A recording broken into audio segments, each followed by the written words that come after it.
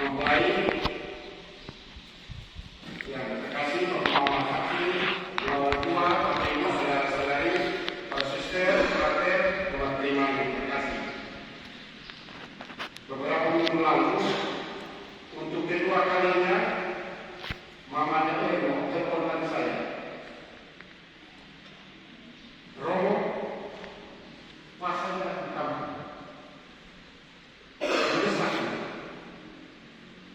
Apa lagi?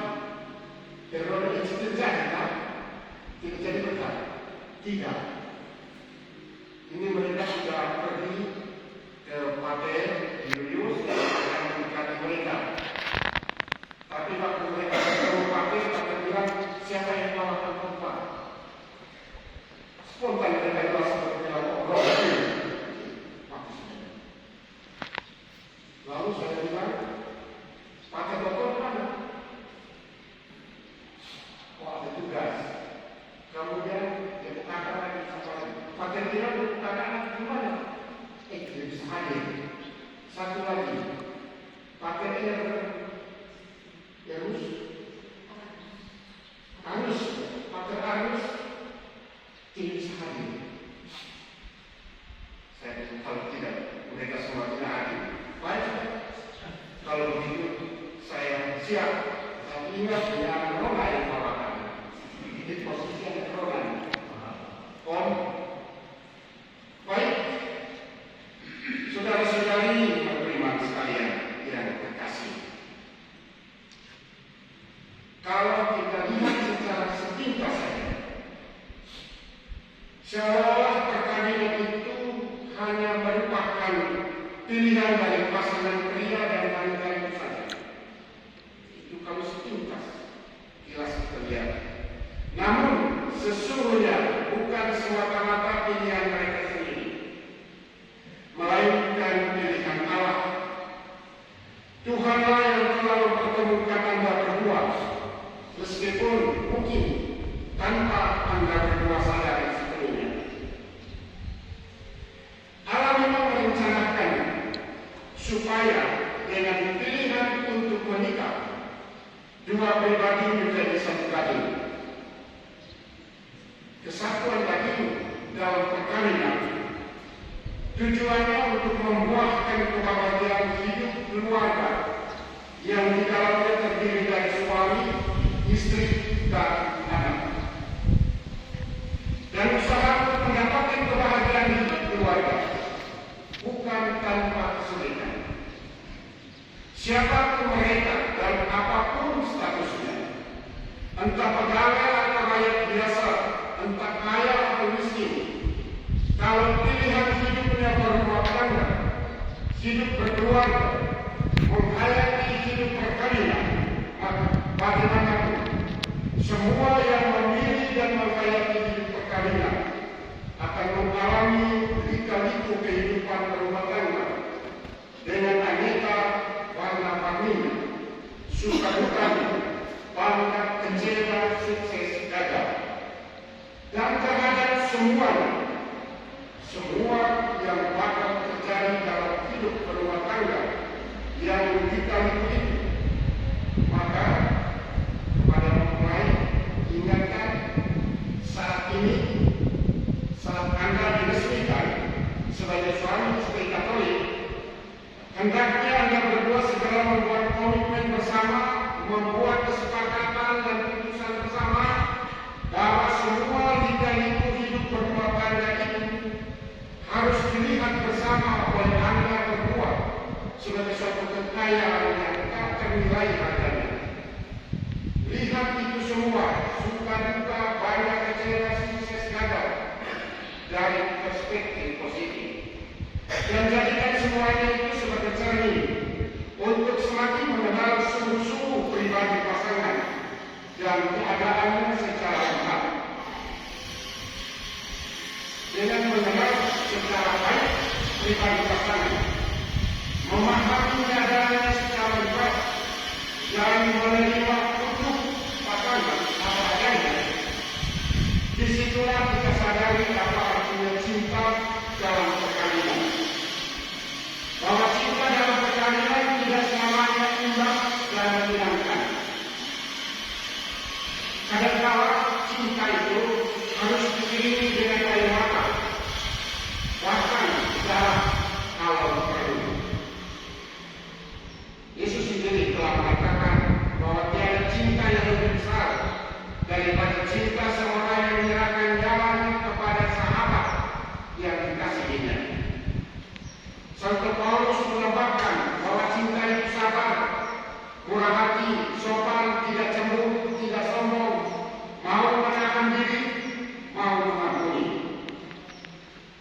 Lukisan cinta seperti yang dikatakan Yesus dan Santo Paulus sungguh-sungguh dapat terwujud dalam perjalanan hidup Anda berdua sebagai suami istri hanya kalau Anda berdua masing-masing mau bersabar satu sama lain, mau saling memahami dalam keterbatasan diri dan kekurangan-kekurangan, dan mau bersama maju.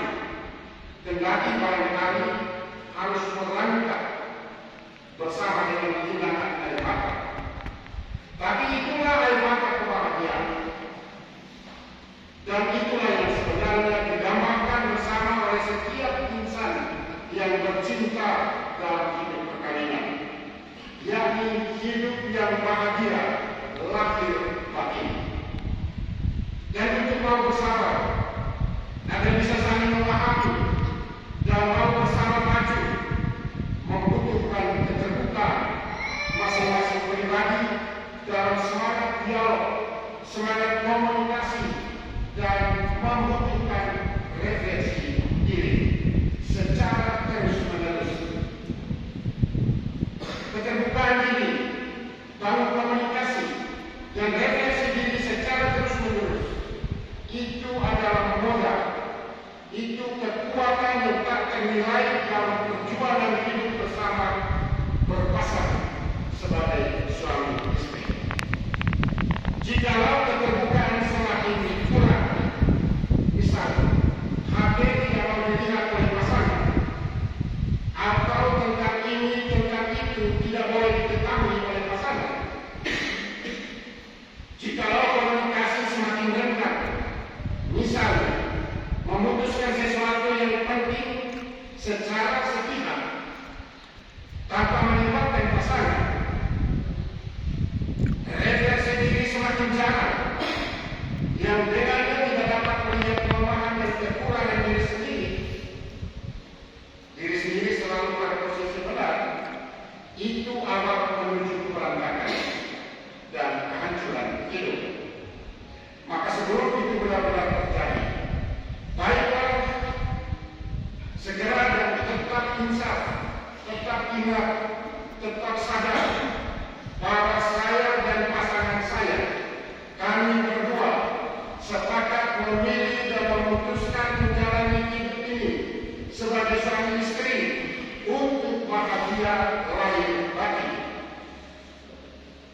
Nah, untuk kehidupan yang bahagia itulah Yesus melalui sabda yang berjanji, aku menyertai kamu sampai akhir zaman. Janji Yesus telah terlaksana dalam perjalanan hidup keluarga kudus Nazaret. Ini keluarga model, keluarga contoh untuk setiap keluarga Kristiani. Satu contoh hidup keluarga kudus Nazaret yang harus Anda berdua teladani, yakni tentang kesetiaan. Yusuf dan Maria setia satu sama lain. Mereka bersama setia melaksanakan kehendak Allah. Mereka setia hidup bersama Yesus, kendati pun kesulitan dan tantangan menerpa hidup keluarga mereka dari Betlehem hingga Golgota. Itulah sebabnya pada momen pemberkatan nikah kepada mempelai diminta diwajibkan untuk menyiapkan juga sarana-sarana rohani untuk didekati dan selanjutnya untuk digunakan dalam perjalanan hidup bersama sebagai keluarga. Semua perlengkapan rohani ini bukan untuk disimpan sebagai penghias rumah, tetapi untuk digunakan. Kitab suci untuk dibaca dan direnungkan dalam hayat.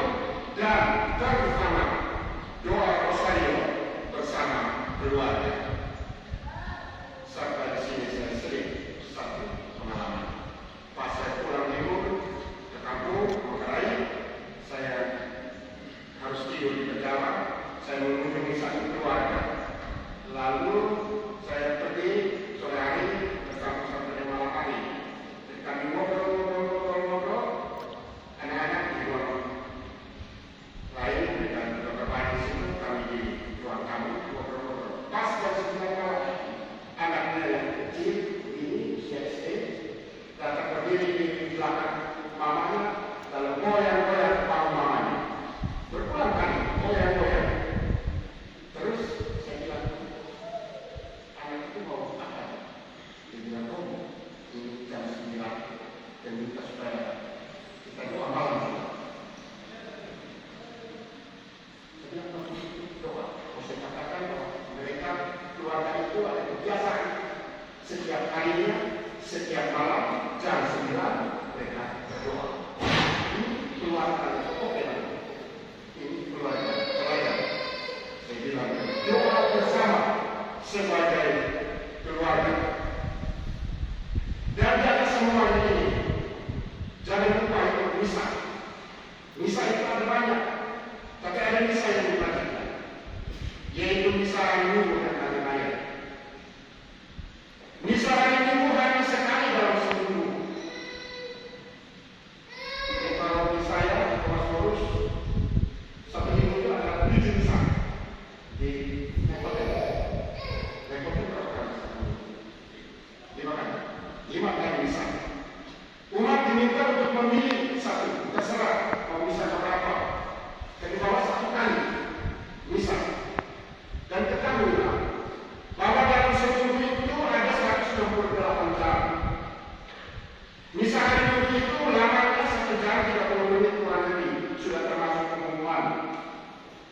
Pergi pulang rumah ya, kurang lebih 30 menit pergi dan pulang. Jadi total waktu untuk Yesus dan bersama Yesus pada hari Minggu itu 2 jam. Selebihnya yang sangat banyak, 166 jam itu kita bersama yang lain atau hal-hal lain. Maka dari kalkulasi ini boleh dikatakan waktu untuk Yesus sangat sedikit, hanya 2 jam saja. Namun sadar, waktu yang sedikit ini, waktu 2 jam ini merupakan sumber kekuatan dan inspirasi yang memberi kita pedoman dan arah hidup sebagai seorang Kristian dalam hari-hari hidup selama 166 jam yang lain atau selama sepekan dari hari Senin sampai hari Minggu berikutnya. Karena waktu 2 jam itu adalah sumber kekuatan dan inspirasi yang memberi pedoman dan arah hidup sebagai seorang Kristian, maka jangan pernah menyanyiakan waktu itu. Jangan ambil waktu untuk Tuhan yang hari sedikit itu untuk hal-hal lain atau kegiatan-kegiatan lain. Misalnya, pada hari Minggu karena mau piknik atau mau arisan di rumah atau di tempat yang jauh dan harus menyiapkan segala yang perlu, lalu kita tidak bisa. Atau jangan pernah melakukan sesuatu kegiatan yang membuat kita tidak bisa mengisi waktu yang telah disiapkan khusus untuk Tuhan pada hari Minggu. Misalnya, rekreasi malam Minggu sampai larut malam, bahkan sampai dini hari, hampir pasti besoknya dia tidak bisa hari Minggu. Itu hampir pasti. Kalau kau ikut bisa saat bacaan dia mengantuk dan saat khotbah dia tertidur.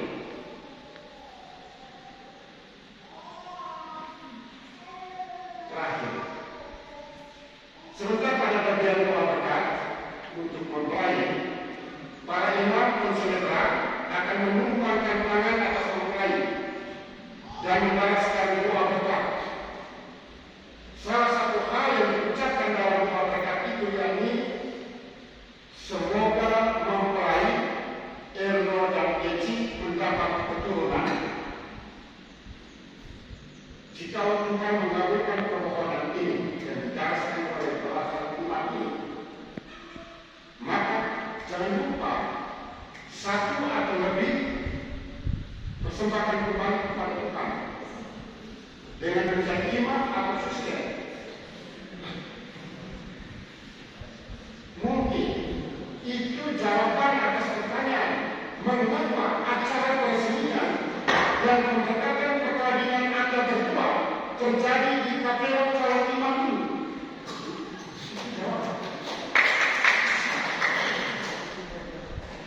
Dan juga sebagai pengganti Frater Eno yang dulu yang pernah datang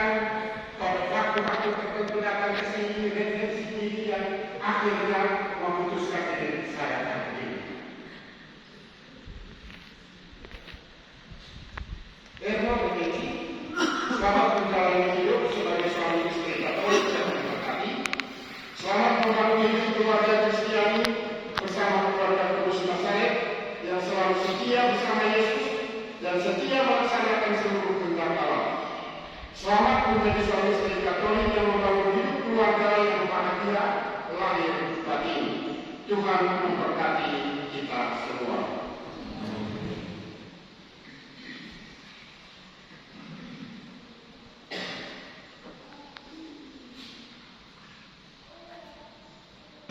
Sebelum perayaan perkawinan gereja kita laksanakan, kami minta kita berdua lebih dahulu menghadap kedua orang tua untuk mohon restu bagi perjalanan hidup yang hendak Anda awali ini.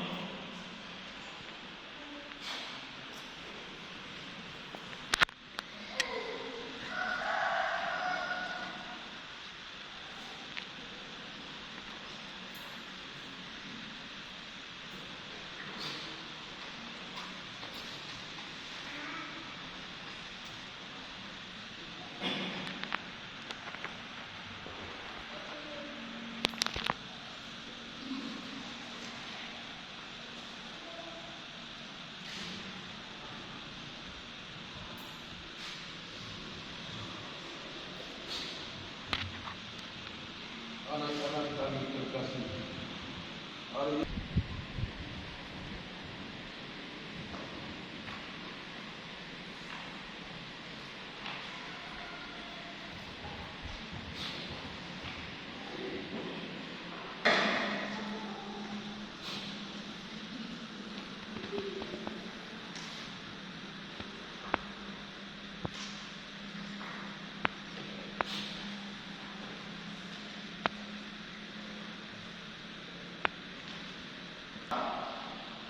Semoga bagi Anda berdua, sakramen ini menjadi sumber kekuatan dan kebahagiaan yang dipersatukan Allah, janganlah diceraikan manusia. Amin. Marilah memuji Tuhan.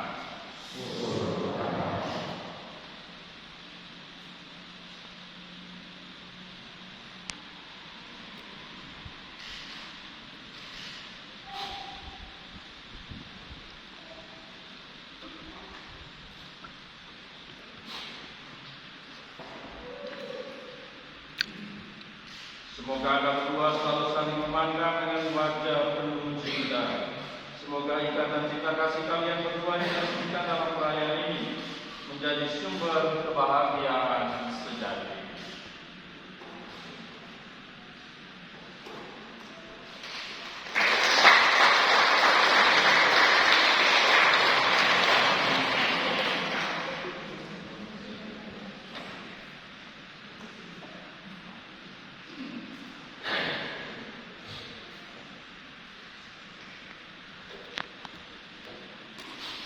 Saudara-saudari terkasih, nama Pastor Profi saya menyampaikan bahwa sejak saat ini Gereja Katolik memiliki pasangan keluarga Katolik yang baru atas nama Bapak Erasmus Feliciano dan Ibu Elizabeth Nancy Maya. Kita menyambut mereka dengan tepuk tangan.